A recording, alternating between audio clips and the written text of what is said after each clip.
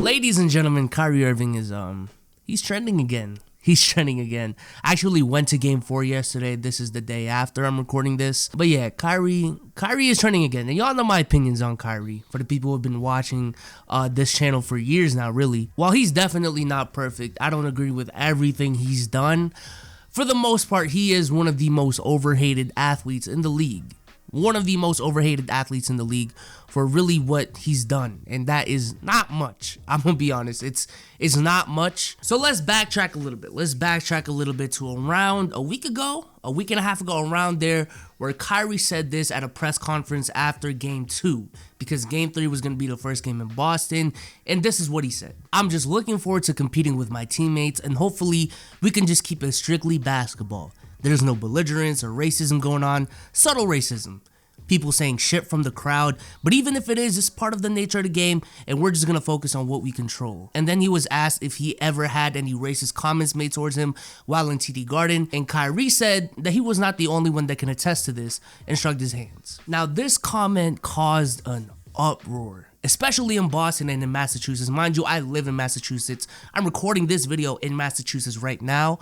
And yeah, this whole state went crazy. The media went crazy. Local media went crazy when Kyrie said this. And honestly, rereading what he said, for some reason, the media twisted his words to saying that he called all of Boston and all Celtics fans racist, when really all he said was that when in TD Garden, he has had some racist remarks sent his way. Never did he said that all of Boston is racist. He just said he's received racism in his time there and when he's played at TD. And especially with Kyrie's history in Boston, playing in Boston for 2 years and how that panned out, Boston was petty. And especially after game 3 when Kyrie didn't play well and Boston won that game at home.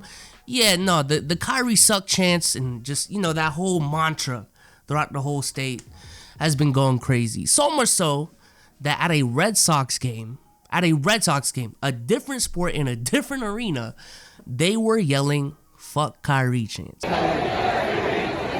Kyrie! Fuck Kyrie! Fuck Kyrie!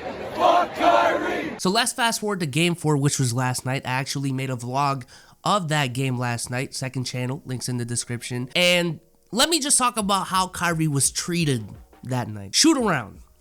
Now, this is around 30 minutes before tip-off. This is when it starts. They bring the players in. Home team comes out first, and then the away team. Home team goes out. Look, it's Grant Williams. It's Aaron Naismith. Away team comes around. Boo. But, it's expected. It's expected. But Kyrie comes out in the crowd. Mind you, not everyone is in the crowd yet. Crowd goes crazy. Boo! Kyrie sucks. You stink. I see 10 middle fingers go up in the air, and it's wild. It's wild. And y'all kind of saw it in game 3 already. Every time he would get the ball, he would get booed. But it got so petty that this is the layup lines. Layup lines. Every time he get the ball, during the layup lines, boo, you stink. It was, and you can see it in the vlog again, links in the description, but I found it funny. How petty this crowd is and how much they hated Kyrie. So the game goes on, tip off. Every time Kyrie would get the ball, it'd be the same thing.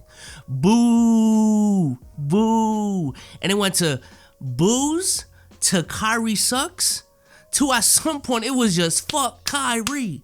Fuck Kyrie. And that happened 8 times throughout the game. And the funniest part, and me and my girl, she was with me this game. The funniest part, and she was telling me this too, you can see that it gave Kyrie motivation. Because that night, this wasn't a game where Kyrie played bad. Kyrie balled the fuck out. Kyrie dropped 40 points on ridiculous efficiency, was making ridiculous shots, had 9 rebounds, 3 assists. And it was just funny how emotional the crowd was, how hyped the crowd was, and just throughout the game. We had the lead in the first 5 minutes of the game. We were up by 8, and then it went to 5, and then it went to 12, and then it went to 20, and then it went to 30, and the silence of the chants, the curve was like this. Actually, it wasn't like it went like this. It went like this, and then at some point we'd make like a 5-0 run. The chant would go, fuck Kyrie, and Kyrie would just drain 7 points in a row, and then it just boom. Like the silence, the silence was hilarious, and it wasn't just Kyrie. KD was on his shit last night, bro. KD was on his shit last night. James Harden had like 20 points and 10 assists, hit him with the crossover to the rim, layup, and one. Look, I'm going to tell y'all right now, the Celtics, my team, lost, but that was an experience. That was worth the money, and I had fun. Ain't gonna lie, with 3 minutes left, we just left. We were down by 25. We weren't trying to catch traffic, so we just left. So we were on the tee. I'm on Twitter, and apparently a fan threw a water bottle at Kyrie. And then footage came out that around like 20 minutes before that, Kyrie dapping his teammates up. Good game. And by the end of it, he stomps on the Celtics logo. Crowd goes crazy again. Or, at least social media went crazy. Kyrie, why the fuck would you do that? You fucking disrespectful son of a bitch. Like, those comments. And here we are the day after, where the dialogue is being set. The takes are being made. And it's just wild. It's just wild how much the city hates Kyrie. Like, I get it. The action was, it was directed at Boston. It was directed towards the fans. It was directed towards the organization. He was trying to send a message. But my thing is, this city and this fan base cannot be that sensitive. When all of the criticism towards Kyrie the past 2 years has been with how sensitive he's been, how he wants to start his own league. You're so sensitive. Why does he want to pull out the bubble? He's not even playing. Kyrie's so sensitive. Kyrie does that one little gesture, and the whole city erupts. But also, mind you, let's not even talk about that. Let's talk about just this week alone. Y'all booed this man the whole week. Y'all kind of twisted his words, if, again, you look at what he said. Y'all have hated him the past 2 years. Y'all have made him into a villain. Y'all cussed him out the whole game. From layup lines / shoot around till the end of the game when y'all were down by 30. He makes that gesture. He goes into the locker room. He gets a water bottle thrown at him. And y'all go crazy after he makes that little gesture. So what do y'all want him to do? He can't do anything? He can't do anything. And I just find it crazy again because he never said the whole city, the whole fan base was racist. He just said, yes, he's had racist remarks said towards him, and he's not the only one who can attest to this. And literally a day after, if not the day of when he said that, Marcus Smart was asked the same question, and he agreed with Kyrie. Correct me if I'm wrong, and you probably will, but it just felt like the whole city, the whole town was insecure. Y'all got called racist and was like, no, we're not. We're not racist. Man, fuck.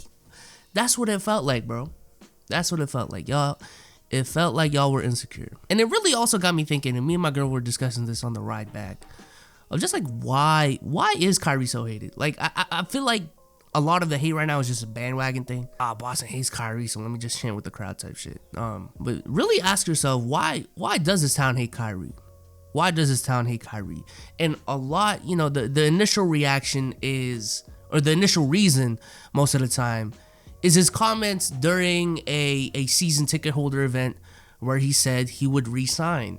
Now, mind you, let's look up the quote. Let's look at the quote once again. The quote, I have it right here. I'll put it on the screen right now. He said, I've shared it with some of my teammates as well as the organization, as well as everyone else in Boston.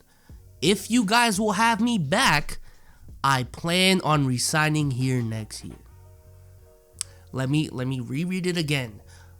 If you guys will have me back, I plan on resigning here next year. October 4th, 2018, before the start of the 2018-2019 season. And throughout the rest of that season, throughout that whole season, throughout the playoffs, let's talk about what happened. What happened was Kyrie was villainized. He was used as a scapegoat. And while yes, Kyrie was not perfect and he was a part of the problem, let's keep it a buck, a lot of Boston media made him the scapegoat and put all the pressure and all the blame on Kyrie. That is what happened. And by the end of the season, Boston fans Boston fans did not want him back. They wanted him to leave because they felt as if the team was better without Kyrie and his dribble, hezzy god play style and his attitude. So much so to the point where in free agency, they were like, okay, y'all can have Kyrie. We'd rather have a guy who's less talented just because he'd be less of a cancer to the team. That was Kemba Walker. So let me ask you, even after you said this, if you said this and throughout the whole season, by the end of the season, you were villainized to the point where the whole fan base hates you, why would you resign? Why would you resign? Why? Especially when you can go home, play with a bona fide superstar that correlates better with your own career timeline, and you'll be loved more there than you are in this city. A city where you didn't even choose to sign with. You were traded there. And a lot of people don't even take this into account. Kyrie said this going into the 2020 season. And after you read this and after you hear about this, I don't know why you would hold that grudge on Kyrie. During the 2019-2020 media day, Kyrie was asked why he signed with Brooklyn. And essentially he said that he was influenced by the passing of his grandfather early in the 2018-2019 NBA season. And this is what Kyrie said. After he passed, basketball was the last thing on my mind. A lot of basketball and the joy I had from it was sucked away from me. There was a facial expression that I carried around me throughout the year. Didn't allow anyone to get close to me in that instant, and it really bothered me. I didn't take the necessary steps to get counseling or get therapy or anything to deal with someone that close to me dying. I'd never dealt with anything like that. So for me, I responded in ways that were uncharacteristic, and I had to acknowledge that fact. I talked to Danny and I wanted to resign. So throughout the year, it started becoming more and more clear that my relationship within my home life had a way higher precedence than the organization or anyone. Throughout that year, things just became rocky, and a lot of the battles I thought I could battle from that team environment, I just wasn't ready for. I failed those guys in the sense that I didn't give them everything that I could have during that season, especially with the pieces that we had. So again, let me ask you, after everything I've just said in this video, do you even blame Kyrie for leaving this team? I'm being so serious. Or to the point where it's that serious to throw bottles at him, villainize him, and cuss him out. Has he really done that much? Has he really done that much? Really ask yourselves that. But with that being said, let me know if y'all like this video. Watch this video right here, the vlog, second channel. But with that being said, I'm out. Peace.